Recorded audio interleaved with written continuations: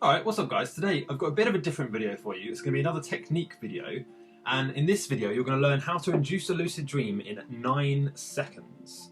So whatever you're currently doing, put it away, just pause it for a second. This won't take long. I'll try and keep it as brief as possible.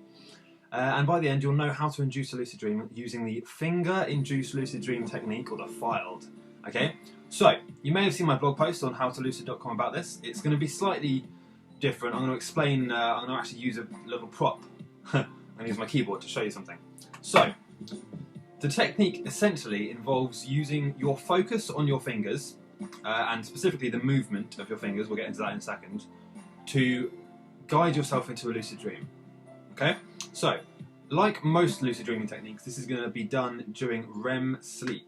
So, what you're going to need to do, firstly, is find a day when you don't really need to be up for anything in particular, maybe the weekend, for example. Set your alarm for 4 AM, 3 AM to 4 AM, okay? And at this time, this is when you're going to do the technique, okay? So just bear that in mind. So, the filed technique, the finger-induced lucid dreaming technique, what you're going to do is you're going to practice this before you actually try and go to sleep. So during the day, now for example, you're going to practice what I'm about to tell you, okay? So, put your hand on a flat surface, probably a desk or the floor or something like that, and move these two fingers, okay? You're going to move them up and down like this, as if you're playing a piano and you're sort of alternating between two notes, okay? So, go ahead and try that. And once you've got used to the motion, you know, you've got used to the feeling of that, you're going to do it again. Pretend this is like a desk or something, okay? So you're going to do it again. This is the first time you do it. When you've got used to that motion, you're going to do it even smaller motions like this, okay? And then you're going to imagine moving the fingers without actually moving them. So you're going to sort of just contract, I don't know if you can see that, just contract the muscle enough to move the finger, and then go one step lower than that. So you're literally just, it's almost like you're just thinking about moving your fingers, as opposed to actually moving them. Okay? And a really good way to try and practice this, I'm going to use my little prop keyboard here, is find two keys on the keyboard. And I'm not sure if you're going to be able to see this clearly in here. Try and make it clear. Now, when you press down on a key, you notice that there's a certain... You can press the key without actually pressing it down and typing the letter, okay? So this is a good way to practice the sort of pressure you're going to need. So just lightly press the key, like this. Well, I actually pressed it then, but just press it just enough to make the key dip down a little bit without pressing the key. And this will sort of get used to the amount of force that you actually need to use, which is hardly any, okay? And the way this works is that you're going to be focusing your mind on the action of moving your fingers when you wake up in the morning, and try this. And that focus will guide you straight into a lucid dream, and it will happen really fast. Okay, it will happen within 5 to 20 seconds. Okay, so now that you've practiced that and you've got used to the motion, remember you're not actually moving your muscles that much at all, if at all. You're just sort of thinking about it and concentrating on alternating between two fingers. Okay, so practice doing that while laying down without moving any other muscles. So just these. You're not even moving the muscles really, but just focusing on those muscles particularly. Okay. Then you will have set your alarm. So you wake up at 4 AM.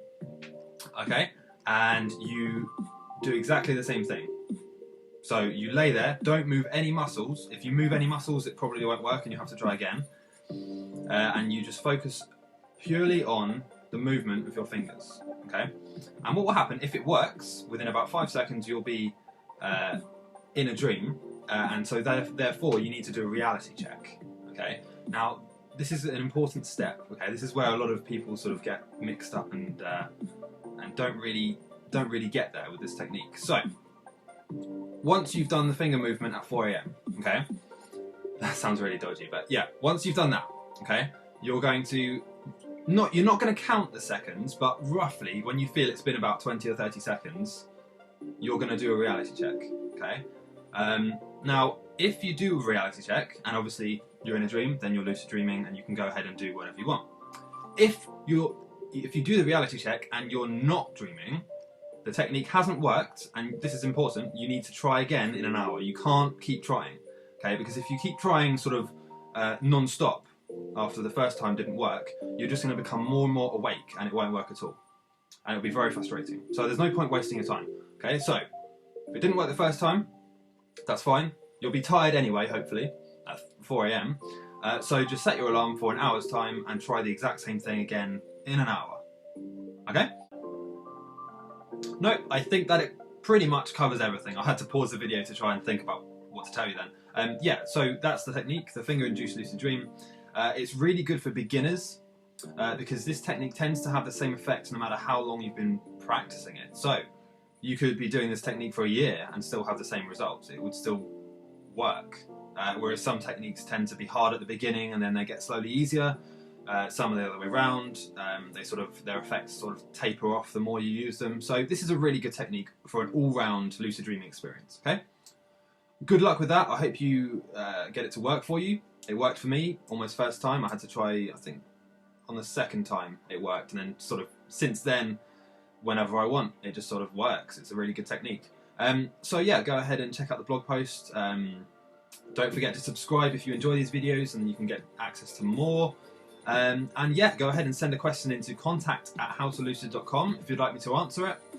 And yeah, I'll see you in the next video.